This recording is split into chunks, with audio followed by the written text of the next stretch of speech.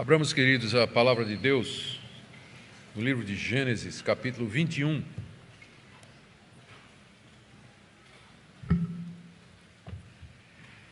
E façamos a leitura do verso 8 até o verso 21.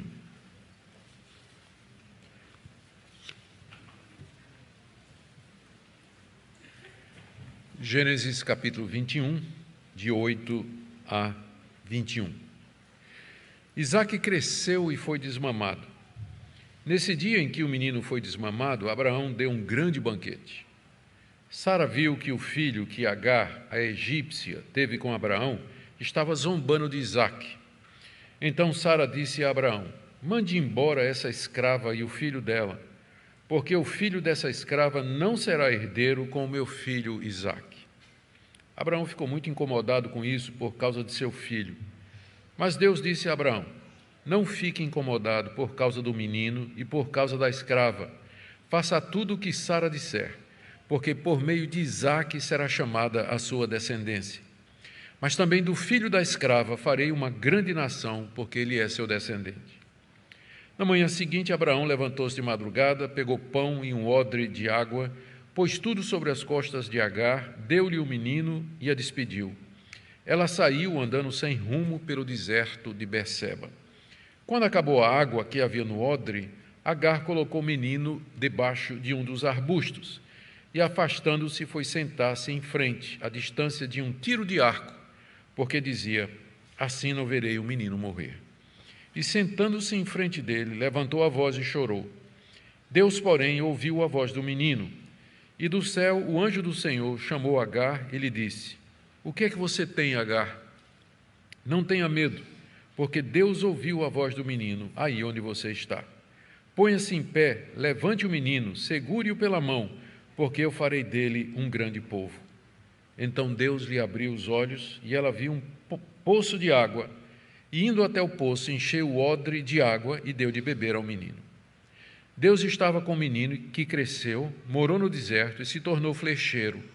Ele morava no deserto de Parã e a mãe dele o casou com uma mulher da terra do Egito. Até aqui, queridos, a leitura da palavra de Deus.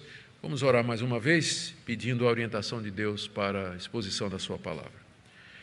Senhor, estamos diante da tua revelação escrita e pedimos que o mesmo Espírito que a inspirou também nos ilumine na sua compreensão, para que não somente vejamos as tuas obras grandiosas na história da redenção, mas também possamos ver de que maneira elas se aplicam para nós hoje. Orienta-nos, ó Deus, e dê que sejamos todos edificados. Em nome de Jesus. Amém. Queridos, todos nós nos recordamos daquele episódio, alguns capítulos atrás, em que Sara propôs a Abraão que tivessem um filho através da sua serva Agar, uma egípcia que havia sido adquirida durante o tempo da peregrinação do casal no Egito. Sara era estéril e ela estava ficando velha demais para ter filhos e pensou então em usar esse recurso que era comum na cultura do Antigo Oriente, de uma senhora que não podia ter filhos, tê-los através de uma escrava, mediante relações do seu marido com aquela escrava. Então Sara entrega Agar a Abraão, para através de Agar ter um filho. E Agar engravida de Abraão e lhe dá um filho que é chamado de Ismael, que significa Deus ouve. Abraão, durante algum tempo, pensou que Ismael, o filho que havia nascido dele com Agar, seria aquele herdeiro das promessas que Deus lhe havia dado, de uma numerosa descendência, de abençoar todas as nações e uma terra deleitosa. Mas não passou muito tempo e Deus deixou claro a Abraão de que o herdeiro seria um filho de Sara e que seria chamado de Isaque, que significa riso, e que não seria Ismael, o mais velho, que tinha nascido daquele esquema humano deles, nascido da carne, de um estratagema elaborado pelos dois. E, finalmente, pela providência e pelo poder divino, Isaque nasceu, como nós vimos na mensagem anterior. E Abraão lhe deu o nome que Deus havia indicado, ele ri, Isaque. e o circuncidou ao 8º dia, conforme Deus havia determinado. Dessa forma, Deus cumpriu a promessa que havia feito a Abraão quando tirou da terra dos caldeus, e Abraão respondeu com fé obediente, nomeando o menino e circuncidando ao 8º dia. Entretanto, Ismael, o filho mais velho, continuou a morar com eles, juntamente com sua mãe Agar. E o costume natural daquela época, e assim também é até o dia de hoje, é que o mais velho seja o herdeiro, o continuador da linhagem do pai. Quando eu digo até o dia de hoje, é na cultura oriental. O filho mais velho herda tudo, herda o nome do pai, as propriedades, e é por ele que a descendência do pai vai ser contada. E assim, a presença de Ismael, que era o mais velho, ali no clã, meio que ameaçava veladamente a herança de Isaque, que era o segundo filho, mas era o filho que Deus disse que herdaria todas as coisas. Especialmente para Sara, isso criava uma dificuldade. E tudo isso culminou numa crise que aconteceu durante a festa do desmame de Isaque, conforme nós veremos agora. A passagem que nós lemos e que está diante de nós tem 5 partes. Na primeira, Moisés registra a zombaria que Ismael estava fazendo do seu irmão mais novo, Isaque, versos de 8 a 9. Segundo, Sara fica furiosa e demanda a expulsão do menino com sua mãe, versos de 10 a 13. Abraão, então, depois de relutar, manda Agar e Ismael embora, verso 14 a 16. Deus, porém, vem em socorro de Agar e de Ismael no deserto, versos 17 e 19, e Moisés termina essa passagem com um resumo do que aconteceu com Ismael depois de tudo isso, verso 20 a 21. Nosso objetivo, então, é entender essa passagem à luz da história da redenção e ver o que é que ela tem para nos ensinar no dia de hoje. Queira nosso Deus nos guiar e nos abençoar nisso. Vamos então ver, em primeiro lugar, Ismael zomba de Isaque, versos 8 a 9 da passagem que nós acabamos de ler. Sara, com mais de 90 anos, havia amamentado Isaque cerca de 3 anos, como era o costume no Antigo Oriente, que a criança, especialmente os rapazes, eram amamentados pela sua mãe até 2 ou 3 anos. Era esse o costume. E era tradição o pai dar uma festa para celebrar a ocasião. E aí então eram convidados os parentes e amigos, era um banquete. Abraão não tinha parentes por perto, ele morava em Gerar, na terra dos filisteus. Ló havia ficado lá para trás, no Vale do Jordão. E os amigos ali eram o rei Abimeleque e líderes filisteus daquela região, com quem Abraão vai fazer uma aliança mais tarde. Talvez foram estes que vieram para a festa do desmame de Isaque. E durante a festa, a prática era que a criança, pela primeira vez, comia comida sólida, juntamente com os visitantes e na presença de todos eles. Isso era como um ritual de passagem. A partir daí, ele era considerado realmente como membro da tribo, fazia parte da família. Era alguma coisa bem tradicional, a festa do desmame naquela época. Ao que parece, durante a festa, Ismael, que a essa altura tinha cerca de 16 ou 17 anos, começa a, vou usar o termo zoar, não é? Começa a zombar, ou usar um termo mais técnico, a fazer bullying com seu irmão de 3 anos. Começa a fazer isso. E esse episódio, como eu disse, deve ter acontecido durante a festa. Se vocês prestaram atenção na leitura, o verso 8, ele parece pertencer à passagem anterior, se você tem a Nova Almeida atualizada, que é a versão que eu estou lendo. E depois do verso 8 é que tem Agar no deserto. O verso 8 é separado do verso 9. Mas o resto das traduções, a Nova Versão Transformadora, a Almeida Antiga, a Nova Versão Internacional, todos eles colocam o verso 8 e o verso 9 juntos, porque eles entendem que essa zombaria aconteceu durante a festa do desmame. Vocês lembram, o tempo todo a gente adverte aqui a vocês, Cuidado com esses subtítulos em negrito. Eles não fazem parte do original. São os tradutores que colocaram na tentativa de ajudar o crente na leitura a saber o que é que vai acontecer. Aqui eu creio que é um equívoco dos tradutores da nossa Nova Almeida atualizada, porque o verso 8 não está separado do verso 9. Na verdade, o verso 9 narra alguma coisa que aconteceu durante o verso 8. Foi durante a festa do desmame que Ismael começou a zombar do seu irmão. A palavra zombar, ela pode ser traduzida por rir ou simplesmente brincar, como nós temos na nova tradução na língua de hoje.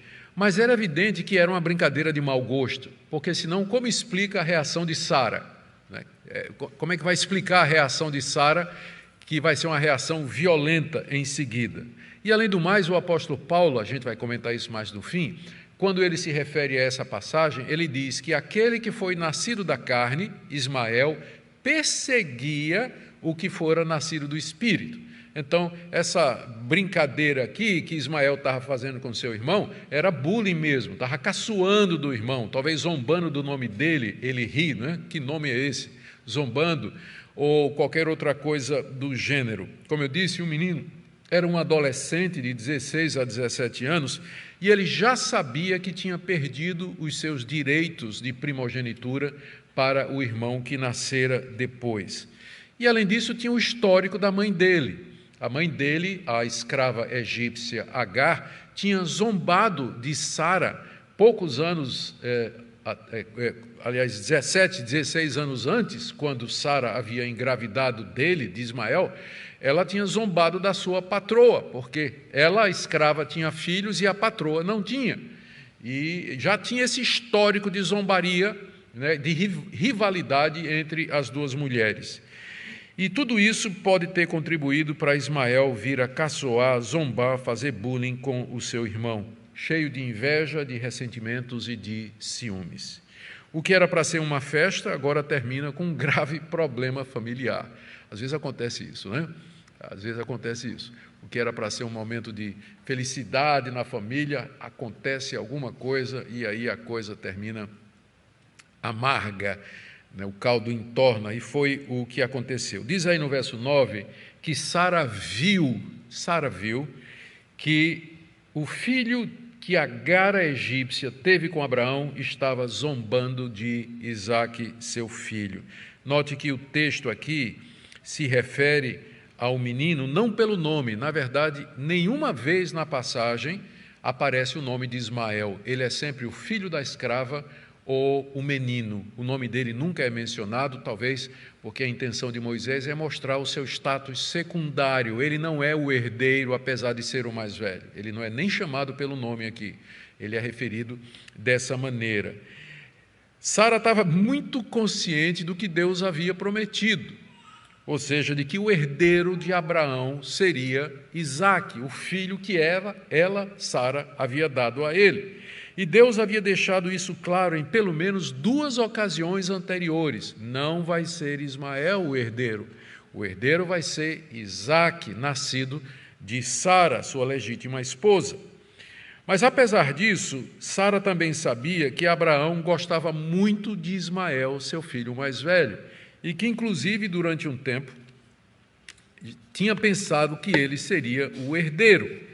E Sara se lembrava também de como Agar a havia tratado e desprezado quando ela ficou grávida com Ismael. Então, tudo isso sugere que já por algum tempo Sara não estava satisfeita com a presença do filho mais velho de Abraão entre eles e via como uma ameaça a seu filho Isaque. E agora, naquela festa, a zombaria de Isaque era o que nós chamamos a gota d'água. Aí Sara disse: agora está bom. Chega, agora não mais. E aí, segunda parte do nosso texto, ela passa a exigir que Abraão expulse o menino e a sua mãe.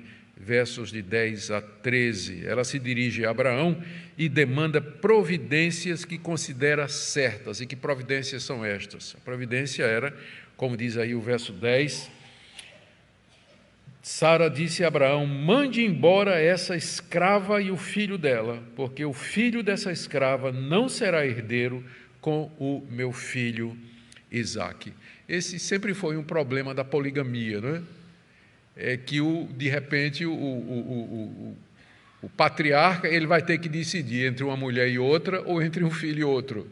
Por isso que poligamia nunca deu certo no Antigo Testamento, embora Deus tivesse tolerado pelo progresso da história da revelação, mas nunca foi o plano dele. Até que no Novo Testamento o casamento monogâmico fica muito claro, né? Fica muito claro. Mas a poligamia sempre tinha esse tipo de problema.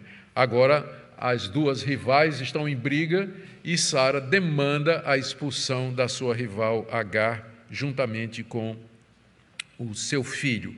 Ela quer que ele mande embora, está dizendo aí, mande embora, mas a expressão no hebraico é muito mais forte, é expulsa, é mais forte, mandar embora sim, expulsa.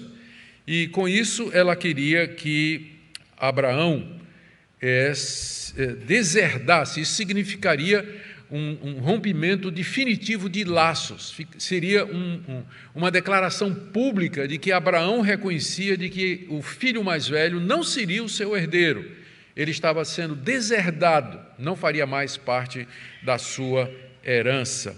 Veja como Sara se refere a Agar como essa escrava, que é uma expressão no hebraico mais forte do que serva, que é o nome com que Sara é tratada antes disso aqui. Ela era uma serva de Sara, mas agora Sara se refere a ela como uma escrava, um termo mais forte na língua hebraica. E a razão para a demanda que ela apresenta diante de Abraão não é nem que o menino estava caçoando do seu filho, mas é que Ismael não seria herdeiro juntamente com o seu filho Isaque. Não seria. E ela estava muito segura, porque foi isso que Deus havia prometido, foi isso que Deus havia dito. Não será Ismael, mas será Isaque o herdeiro, aquele que legitimamente vai receber as promessas que eu dei a Abraão e vai ser o continuador da aliança. A razão para essa demanda, então, de Sara é que ela sabia do amor que Abraão tinha pelo seu primogênito Ismael, e sabia também que se os dois crescessem juntos, em algum momento Abraão poderia ser tentado a incluir Ismael de alguma forma na herança que agora pertencia a Isaque.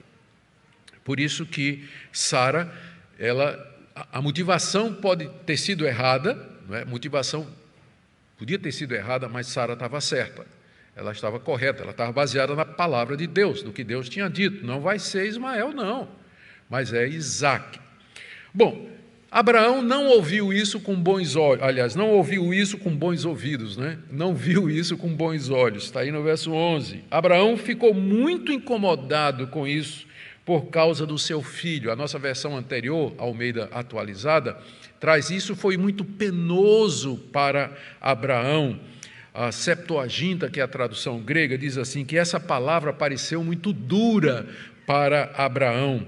A razão está aqui, no verso 11, por causa do seu filho, por causa do seu filho. Aquilo que Sara estava demandando foi algo duro para Abraão, algo penoso, né? Algo que o incomodou, que o preocupou. Por quê? Porque ele amava Ismael, ele amava seu filho mais velho.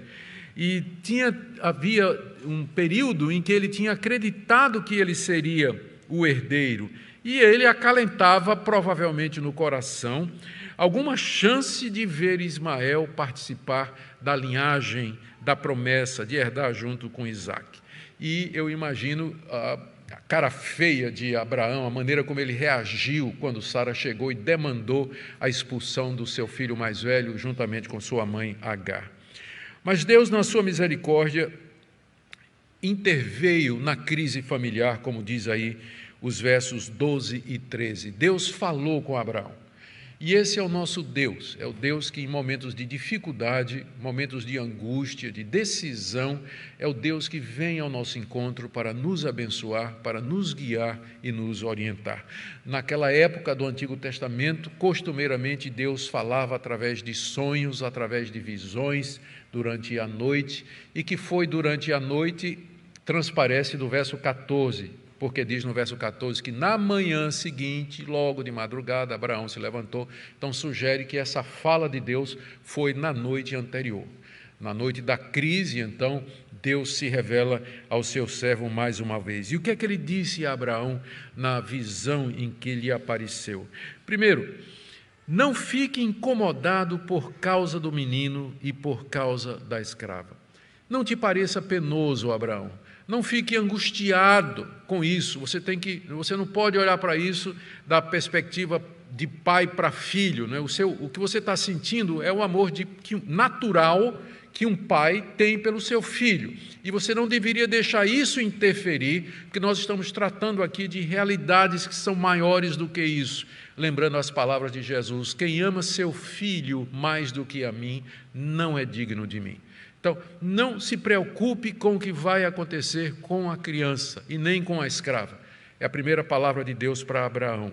Tranquilize o seu coração. Segunda palavra que Abraão certamente não deve ter gostado, aliás, nenhum marido gosta: faça tudo o que Sara disser.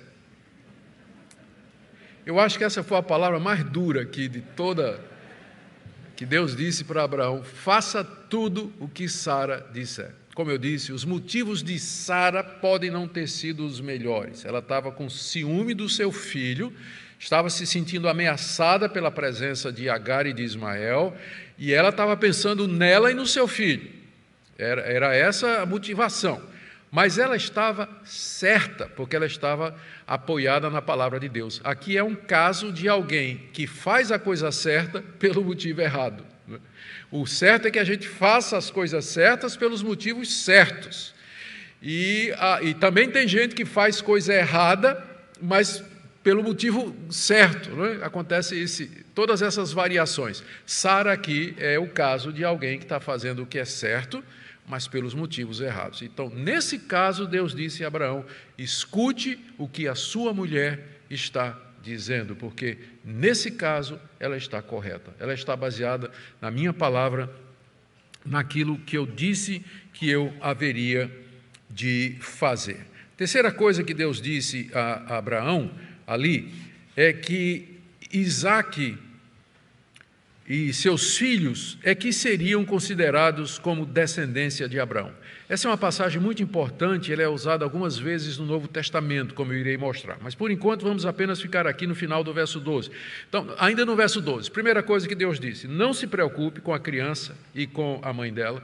Segundo, faça tudo o que Sara lhe diz, está dizendo, e faça isso porque, em terceiro lugar, por meio de Isaque, e não por meio de Ismael, será chamada a tua descendência. É por isso que Sara está certa. É porque a tua descendência, Abraão, ela virá através de Isaque e não através de Ismael. Vai ser através de Isaque que os seus filhos serão considerados como herdeiros da promessa. Vai ser por meio de Isaque que o Messias, a semente da mulher prometido, haverá de vir. Vai ser por ele. Ele é a linhagem santa.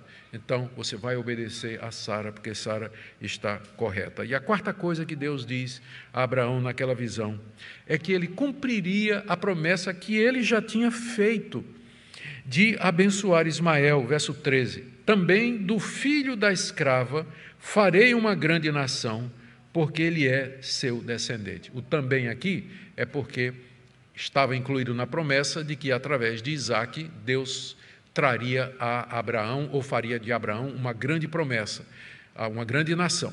E agora Deus diz: eu vou fazer a mesma coisa com relação a Ismael, mesmo que ele não seja da linhagem santa, da linhagem escolhida, mas eu vou abençoá-lo, porque ele é teu filho, porque ele é teu descendente.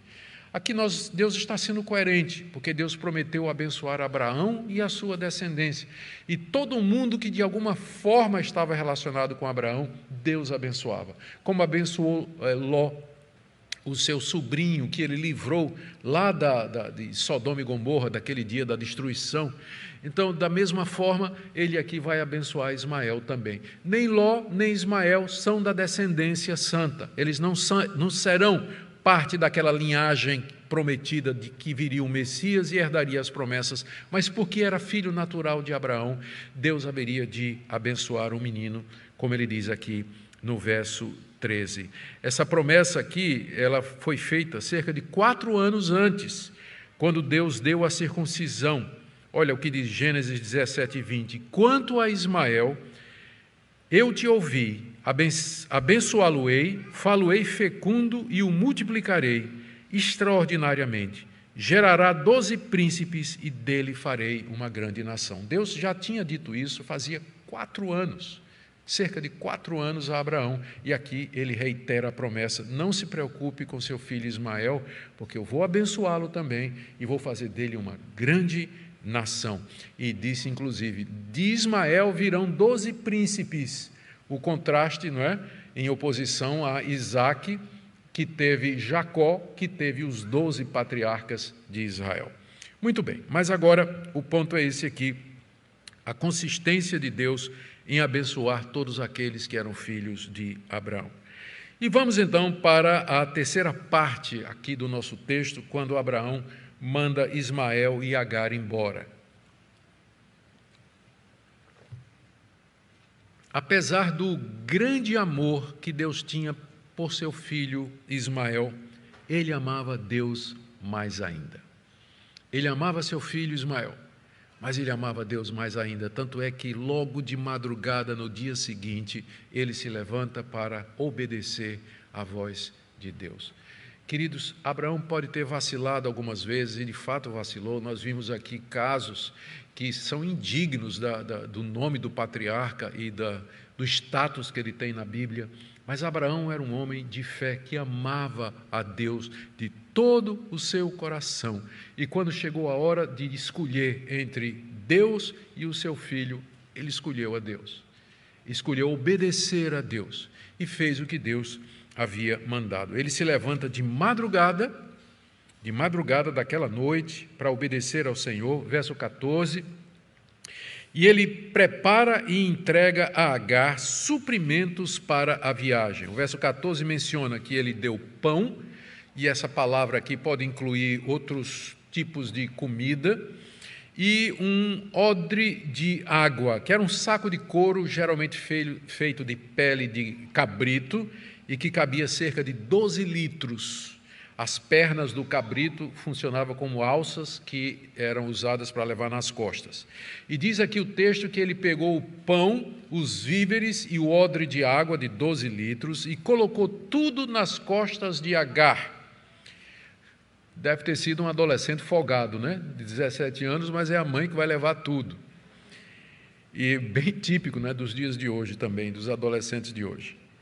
Bom, eles nunca mudaram, é sempre a mesma coisa. E aí, nos diz aqui o texto que depois de ter feito tudo isso, ela entregou o menino a ela, e a mandou embora. É diferente aqui a palavra, né? A palavra que Sara usou foi expulsa essa mulher e o filho dela.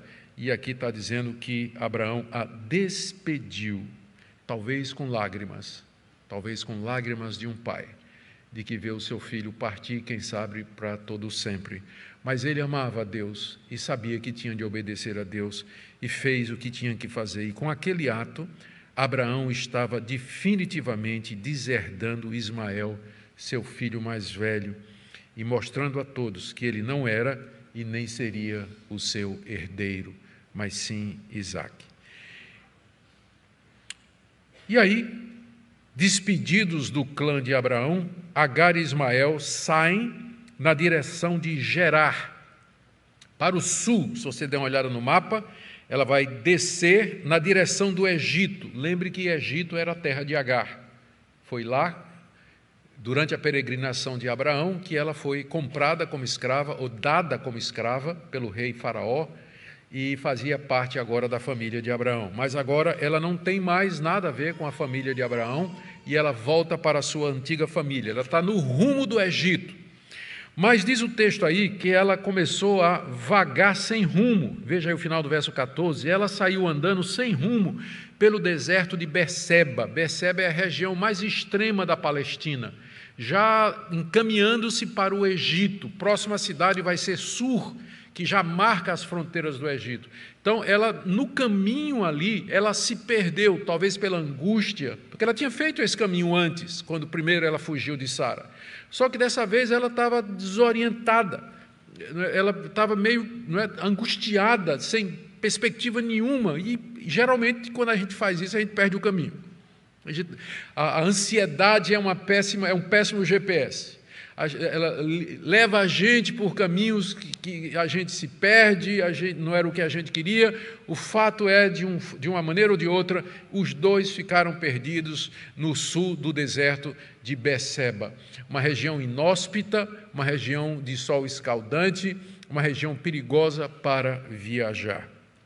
E aí a água acabou, e Agar temeu que a morte de ambos havia chegado. Verso 15, quando a água acabou, a água que havia no odre, Agar colocou o menino debaixo de uns arbustos. Talvez o o rapaz tinha desfalecido já, de sede, debaixo daquele sol, e agora a mãe o coloca debaixo de uma arvorezinha, de um arbusto que havia naquela região, e se afasta, diz aí o texto, a distância de um tiro de arco, né? A distância de um tiro de arco, que é mais ou menos 100 metros. 100 metros. Então ela vai cerca de 100 metros, deixa o menino lá, anda 100 metros e se senta e fica olhando para o menino.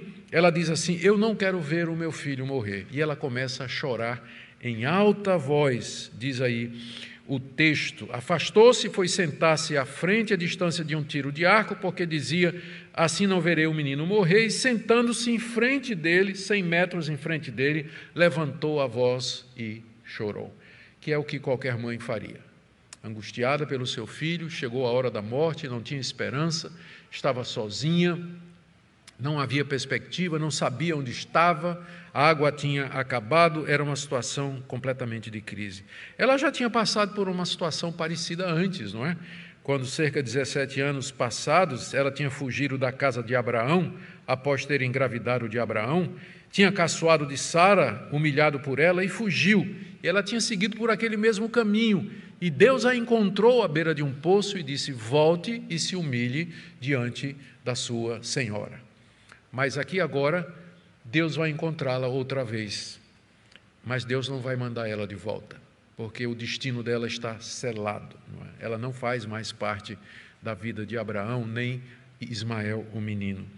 Diz aí na penúltima parte do nosso texto, verso 17 a 19, que Deus outra vez viu Agar e veio ao seu encontro. Eu digo outra vez viu, porque da experiência anterior, Agar chamou Deus o Deus que me vê, porque Deus a viu lá no poço e mandou de volta para sua patroa. E Deus agora vê de novo Agar naquela situação. Moisés nos diz aqui no verso 17, essa parte é do verso 17 até o verso 19, Moisés nos diz aqui que Deus, porém, ouviu a voz do menino. Não sei se você percebeu o contraste. Veja, no final do verso 16, ela levantou a voz e chorou, mas Deus, porém, ouviu, foi a voz do menino. Ela estava chorando, mas Deus ouviu a voz de quem? De Ismael. Por quê? Porque Ismael era filho de Abraão. E Deus ouve aqueles que são seus. Deus ouve aqueles que são seus. O compromisso de Deus com Abraão. Deus ouviu a voz do menino, mesmo que quem estava chorando alto era a mãe. Deus ouviu a voz do menino. E lá do céu, o anjo de Deus chamou Agar. Diz aí o nosso texto. Alguns comentaristas estudiosos dizem que o menino também estava chorando. E, de fato, sim, parece, não é? Vê o que é que diz aí, quando o anjo de Deus chamou Agar e disse: Deus ouviu a voz do menino. Alguns acham, inclusive, de que Ismael não somente estava chorando, mas estava orando. Lembrem que ele é filho de Abraão. Ele tinha 17 anos. Por 17 anos ele viveu debaixo da instrução de Abraão. Se Ismael conhecia algum Deus, era o Deus de Abraão. Era o Deus da aliança, o Deus da promessa.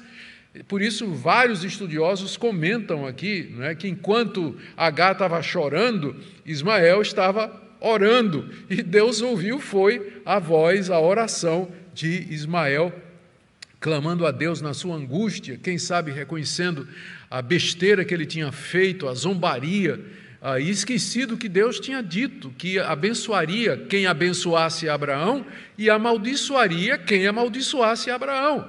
E Ismael tinha não amaldiçoado, mas tinha zombado do herdeiro de Abraão, e agora estava sendo castigado por isso, estava recebendo a consequência dos seus atos. Mas Deus, na sua misericórdia, ouve o clamor do menino, e o anjo de Deus se revela a Agar mais uma vez. É a segunda vez que nós encontramos no Novo Testamento a menção do anjo do Senhor. Curiosamente, nos 2 episódios foi com Agar. A primeira vez que a expressão anjo do Senhor aparece é em Gênesis 16, de 7 a 13, quando o anjo do Senhor, que é uma manifestação do próprio Deus, quando não o próprio, a encontrou no deserto e mandou voltar para casa. E agora ele aparece de novo, só que é chamado de o anjo de Deus. Na primeira vez é o anjo do Senhor, o anjo de Yahweh, que é o nome da aliança com o qual Deus se revelou. Mas aqui ele é o anjo de Elohim, que é o nome genérico de Deus, o anjo de Deus, mas é o mesmo anjo. Só que agora o anjo não se manifesta fisicamente como tinha feito antes, mas agora ele fala lá do céu. O que é que Agar viu? Talvez ela olhou, ela viu o anjo, e o anjo lá do céu falou com Agar naquele momento de angústia, depois de ter ouvido a voz do menino. E o que é que o anjo do Senhor disse para ela? Primeiro, não tivesse medo, está aí no verso 17, pois Deus ouviu a voz do menino onde Agar o havia deixado. Não tenha medo, porque Deus ouviu a voz do menino aí onde ele está, embaixo do arbusto onde você o deixou, à sombra para morrer. Deus ouviu a voz dele, o clamor dele, o choro dele, a oração dele, porque é filho de Abraão. Não tenha medo. Segundo, que ela se levantasse o menino, e o detalhe aqui, segurando pela mão, o que dá a ideia de fortalece o menino, anima o menino, encoraja o menino, porque ele não vai morrer. E por que ele não iria morrer? Porque Deus tinha dito que faria dele também uma grande nação, e que daria a ele descendentes. Então, Agar havia esquecido disso. Agar havia esquecido que já tinha se encontrado com esse Deus, que é o Deus que ouve as orações. Ela esqueceu a promessa que Deus fez para ela, de que dela, através do seu filho, Deus traria uma descendência numerosa. No momento da angústia, a gente esquece as promessas de Deus, a gente esquece o que Deus disse, e a gente desce cada vez mais. Deus aparece e diz, não tenha medo, o menino não vai morrer, porque eu tenho uma promessa para ele, eu vou cumprir para ele a promessa. Verso 18, ponha-se em pé, levante o menino, segure-o pela mão, encoraje-o, porque eu farei dele uma grande nação, como eu já disse mais de uma vez.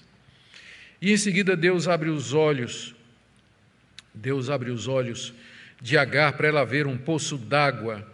O termo poço d'água aqui não é um poço de água parada, mas é uma fonte propriamente, né? Uma fonte. No deserto, essas fontes geralmente eram escondidas e somente os peregrinos é que sabiam exatamente onde elas se encontravam. Deus abriu os olhos de Agar para que ela visse uma dessas fontes, talvez escondida ali no meio dos arbustos, e ela vai lá, enche o cantil de água e traz para o menino. E ali, dessa forma, eles são salvos pela misericórdia e pela promessa de Deus. Gente, que episódio extraordinário do amor de Deus e da sua compaixão para com aqueles que são seus. E o texto termina com uma descrição breve de Moisés do que aconteceu com Ismael em seguida, verso 20 a 21. Moisés nos diz aí no verso 20 que Deus estava com o menino. Não porque ele era filho da promessa, não porque ele fazia parte da descendência santa, mas porque ele era um filho natural de Abraão. E o amor de Deus por Abraão era tão grande que abençoou inclusive esse filho que nasceu de um esquema mundano, de uma estratégia carnal, nasceu segundo a carne, mas a misericórdia de Deus era inclusive com ele. Isso mostra que o amor de Deus é maior do que a gente pensa. Com frequência vai além do que a gente imagina.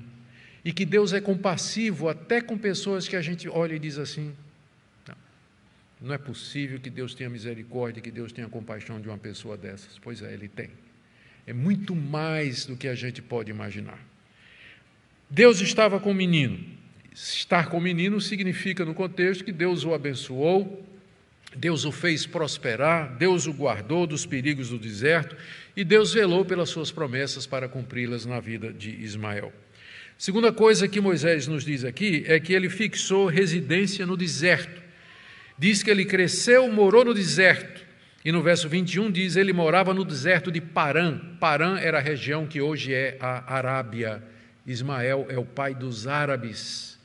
É o pai dos árabes, que são parentes, não é? São parentes dos judeus, parente dos israelitas. Era lá nessa parte do deserto, é a parte, se você olhar no mapa, fica mais para a direita, já olhando para a Mesopotâmia, perto de Ur dos Caldeus, no centro da península arábica, é ali que Ismael se estabeleceu a sua residência. E Moisés diz aqui também que ele se tornou flecheiro, ou seja, ele se tornou um caçador hábil, alguém que sabia manejar arco e flecha muito bem.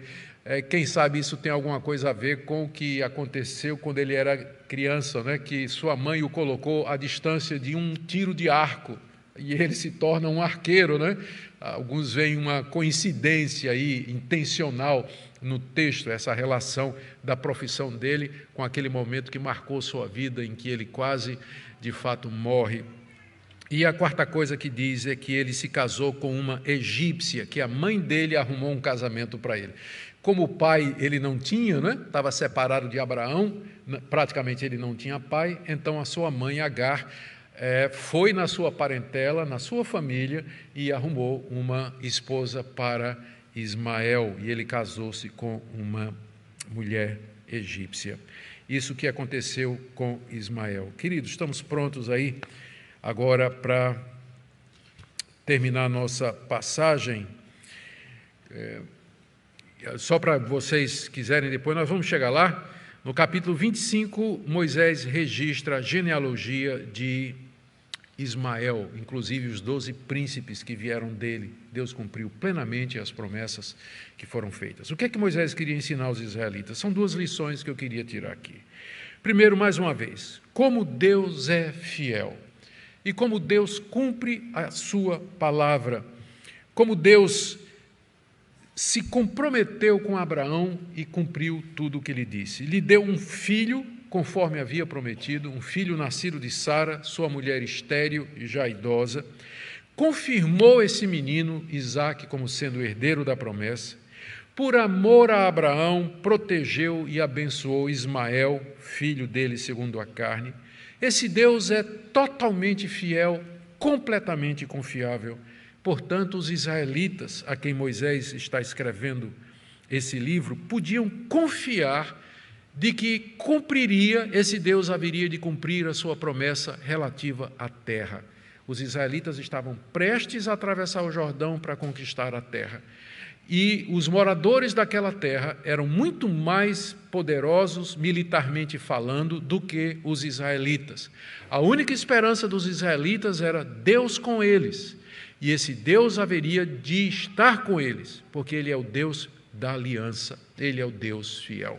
E é o mesmo Deus nosso, é o Deus que tem um compromisso conosco, ratificado no sangue de Cristo, e Ele nos promete perdoar, Ele promete nos dar a vida eterna e nos fazer herdeiros da nova criação que Ele está preparando em Cristo Jesus. Ele promete nos ressuscitar de entre os mortos. É o mesmo Deus. E são estas as promessas que em semente estavam na aliança com Abraão. Nós somos os herdeiros dessa promessa. Nós somos o povo da aliança. todos aqueles que creem no Filho de Abraão, Jesus Cristo. Segunda lição que eu penso que Moisés queria ensinar aos israelitas é sobre a misericórdia de Deus. Que grande misericórdia do Deus de Israel, mesmo para com aqueles que não eram da linhagem santa da promessa. Ele veio pela segunda vez socorrer Agar e Ismael. Na primeira, Ismael estava no ventre da sua mãe. Eles não eram nem parte da descendência prometida, mas Deus usou de misericórdia para com eles. Os israelitas deveriam lembrar disso quando entrassem na terra prometida. Deus era justo e ele iria castigar os cananeus, usando Israel como instrumento. Mas também ele era misericordioso. E ele abençoava não somente os judeus, filhos da promessa, mas ele abençoava pessoas. A sua graça se estende a toda a humanidade, o que a gente chama de graça comum. Deus abençoa mesmo aqueles que não são parte do seu povo, com prosperidade, com saúde, com bem-estar e tantas coisas boas que ele, na sua generosidade, nos concede. Os israelitas deveriam se lembrar disso e ser compassivo com os estrangeiros, tratar os vencidos com caridade e assim em diante. Eu quero fazer uma aplicação para nós aqui, terminando. Como eu disse, esse episódio aqui, ele é citado 2 vezes pelo apóstolo Paulo nas cartas que ele escreveu. Na carta aos Gálatas, Paulo cita a expulsão de Ismael depois dele ter perseguido Isaque, para ilustrar a diferença entre o judaísmo, que queria a salvação pelas obras, e que perseguia os cristãos que ensinavam a justificação pela fé.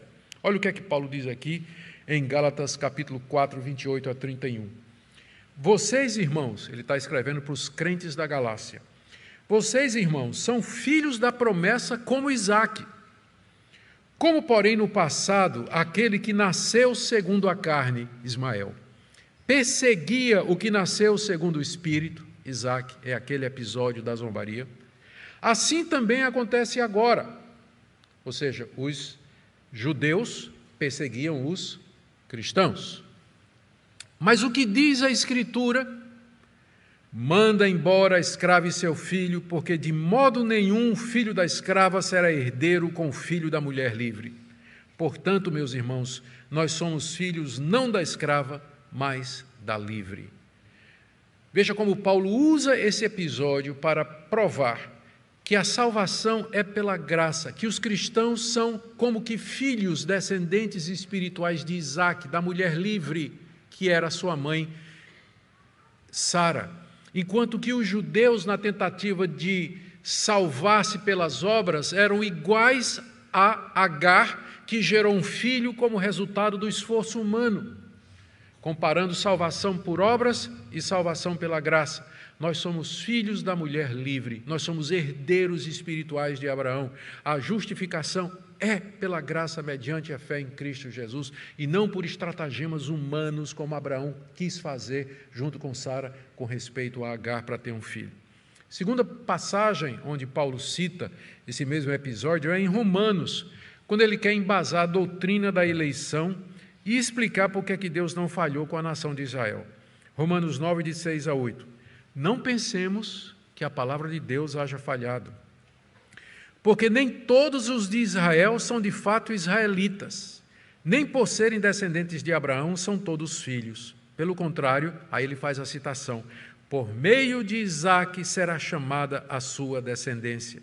Isso é, não são os filhos da carne que são filhos de Deus, mas os filhos da promessa é que são contados como descendência. Muito claro, o apóstolo Paulo dizendo aqui que o remanescente fiel, que é a igreja composta de judeus e gentios que creem em Jesus Cristo, eles são a verdadeira descendência de Abraão e não os judeus biológicos e não os judeus que nasceram segundo a carne de Abraão.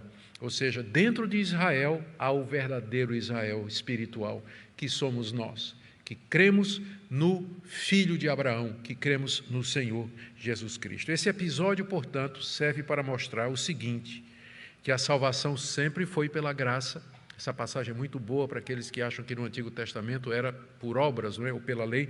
A salvação sempre foi pela graça, mediante a fé. Também que aqueles que creem que a salvação é pelas obras, eles tendem a desprezar a doutrina da graça, achando que é absurdo. E terceiro, a Igreja de Cristo é composta da descendência espiritual de Abraão, segundo a eleição da graça, judeus e gentios que creem no Senhor Jesus Cristo. Deus não tem dois povos, Abraão não tem dois descendentes, um descendente carnal e um descendente espiritual. Isso acabou quando ele mandou Ismael embora. Só tem uma descendência, que é a descendência espiritual. Quando um judeu se converte, ele se torna cristão. Ele faz parte da igreja. Deus já cumpriu as suas promessas com respeito ao Israel físico. Agora o que temos é o Israel espiritual.